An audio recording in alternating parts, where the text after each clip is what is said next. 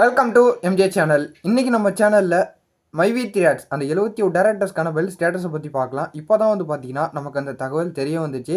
So நீங்கள் எல்லாருமே ஆன்லைனில் செக் பண்ணி பார்த்தாலே தெரியும். ஸோ ஏதாவது ஒரு நல்ல தகவல் வராதா அப்படின்னு சொல்லிட்டு எல்லாருமே வெயிட் பண்ணிக்கிட்டு இருந்தோம். ஸோ வழக்கம் போல் வந்து பார்த்தீங்கன்னா அந்த ஒரு நல்ல தகவல் இன்றைக்கும் நமக்கு வரல.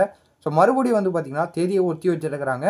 ஸோ பைல் வந்து பார்த்தீங்கன்னா இன்றைக்கி கிடைக்கல. ஸோ அடுத்த ஹியரிங் டேட்டாக வந்து பார்த்தீங்கன்னா டிசம்பர் 13ஆம் தேதி கிட்டத்தட்ட வந்து பார்த்தீங்கன்னா அடுத்த ஹியரிங் டேட்டா தள்ளி வச்சுருக்கிறாங்க. இதனால தான் நான் காலையிலேயே வந்து யாரும் அதிக எதிர்பார்ப்பில் இருக்க வேணாம் அப்படின்னு சொல்லிட்டு சொல்லிக்கிட்டு இருந்தேன். பட் கிட்டத்தட்ட வந்து பார்த்தீங்கன்னா அவங்க லாயர் தரப்புலேருந்தே ஒரு நம்பிக்கை அளிக்க வகையில் சொல்லியிருந்தாங்க. எப்படியா இருந்தாலும் இந்த ஹியரிங்கில் நமக்கு கிடச்சிடும் அப்படின்னு சொல்லிட்டு சொல்லியிருந்தாங்க. ஸோ நமக்கான பேட் லக்காக வந்து பார்த்தீங்கன்னா நமக்கு தள்ளி தள்ளி தான் போய்கிட்டு இருக்குது. ஸோ ஓகே, எதுவாக இருந்தாலும் ஒரு பாசிட்டிவாக எடுத்துக்கலாம். யாரும் கவலைப்பட வேணாம். நமக்கு ஏதாவது ஒரு தகவல் நமக்கு வந்துக்கிட்டு தான் இருக்குது. விடாமுயற்சியோட ஈடுபட்டுக்கிட்டு இருக்கிறாங்க. மைவி த்ரீ கம்பெனியை ரன் பண்ணுறதுக்கு என்னெல்லாம் முயற்சி பண்ணணுமோ முயற்சி பண்ணிக்கிட்டு இருக்கிறாங்க. அதை நமக்கு பார்த்தாலே தெரியுது. ஸோ கிட்டத்தட்ட 4-5 தடவை வந்து பார்த்திங்கன்னா இதே மாதிரி தான் தேதி தள்ளி தள்ளி போயிட்டுருக்கு. ஸோ கிட்டத்தட்ட இப்போ வெயிட் பண்ணியிருந்து பார்க்கலாம். இந்த மந்த்துக்குள்ளே ஏதாவது நமக்கு ஒரு நல்ல தகவல் தெரிய வரும் அப்படின்னு சொல்லிட்டு தான் நம்புகிறோம். ஸோ எந்த தகவல் தெரிய வந்தாலும் நான் உங்களுக்கு உடனே அப்டேட் பண்ணுறேன். ஸோ பல பேர் வந்து பார்த்திங்கன்னா ரொம்பவே வருத்தத்தில் இருப்பீங்க. ஸோ ஒரு நிறையவே எக்ஸ்பெக்ட் பண்ணியிருப்பீங்க.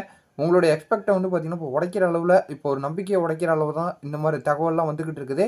எப்படியா இருந்தாலும் எல்லாருமே ஒரு பாசிட்டிவாகவே எடுத்துங்க.